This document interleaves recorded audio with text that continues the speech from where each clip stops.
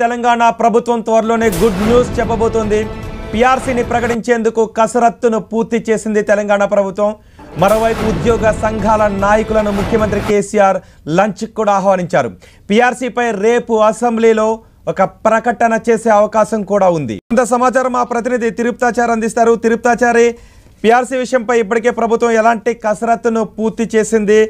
లంచ్కు ఆహ్వానించిన ఉద్యోగ సంఘాల నాయకులు ఎలాంటి ఆశాభావం వ్యక్తం చేస్తున్నారు? రేపు అసెంబ్లీలో ఎలాంటి ప్రకటన చేసే అవకాశం? 2 నెలలుగా వెయిట్ చేస్తున్న పిఆర్సీపై తెలంగాణ ప్రభుత్వం ముఖ్యమంత్రి కేసీఆర్ రేపు అసెంబ్లీలో ప్రకటన చేస్తారని తెలుస్తోంది. ఈ మేరకు ఉద్యోగ సంఘాల నేతలతో ఈరోజు ముఖ్యమంత్రి కేసీఆర్ ప్రగతి భవన్ లో సమావేశం అవుతున్నారు.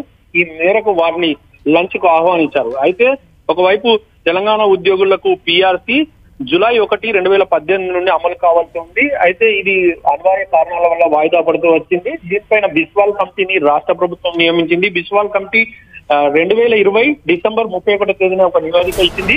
పిఆర్సీని 7.5% సూచిస్తూ బిస్వాల్ కమిటీ నివేదిక ఇవ్వడంతో అటు ఉద్యోగ సంఘాల అభ్యంతరం వ్యక్తం చేశాయి. దీనిపైన మండిపడ్డాయి. ఈ క్రమంలో మళ్ళా అటు సిఎస్ సోమేష్ కుమార్ నేతృత్వంలోని కమిటీ ఇటు ఉద్యోగ సంఘాలతో చర్చలు జరిపింది. చర్చల అనంతరం ఒక నివేదిక తయారు చేసి ప్రభుత్వానికి సమర్పించారు.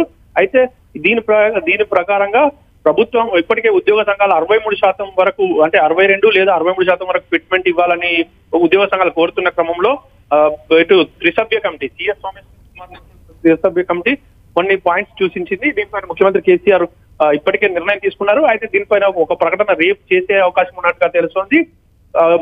29 లేదా 33% వరకు, అందులో ఏదైనా ఒక అంకెతోని పిఆర్సీని ప్రకటించే అవకాశం ఉంది. అయితే ఉద్యోగ సంఘాలు కూడా ఇప్పటికే ఒకవైపు కరోనా ప్రభావం ఆర్థికమాంద్య నేపథ్యంలో 29% ఇచ్చినా 33% వరకు ఇచ్చినా వాళ్ళకు సమ్మతమే అన్నట్టుగా ఉద్యోగ సంఘాలు ఉన్నాయి. మొత్తానికి రేపు అంటే ఉద్యోగ సంఘాలు ఆశిస్తున్న మేరకు రేపు పిఆర్సీని ప్రకటించే అవకాశం ఉంటుందంటారా తిరుపతాచారి? ఖచ్చితంగా. ఇప్పటికే ముఖ్యమంత్రి కేసీఆర్ గతంలో అనేక సందర్భాల్లో ఉద్యోగ సంఘాలతో సమావేశమయ్యారు. ఈ సందర్భంగా వాళ్ళకు హామీ ఇచ్చారు. ఈ గ్రాడ్యుయేట్ ఎమ్మెల్సీ ఎన్నికల ఫలితాల అనంతరం దీనిపైన ప్రకటన చేస్తానని. దీనికి అనుగుణంగానే రేపు అసెంబ్లీలో ప్రకటన చేసే అవకాశం ఉన్నట్టుగా తెలుస్తుంది. ఒకవేళ రేపు ఏదైనా కారణం చేత ఆయన అతి త్వరలోనే 1-2 రోజుల్లోనే ప్రకటన వెలువడే అవకాశం కూడా ఉంది.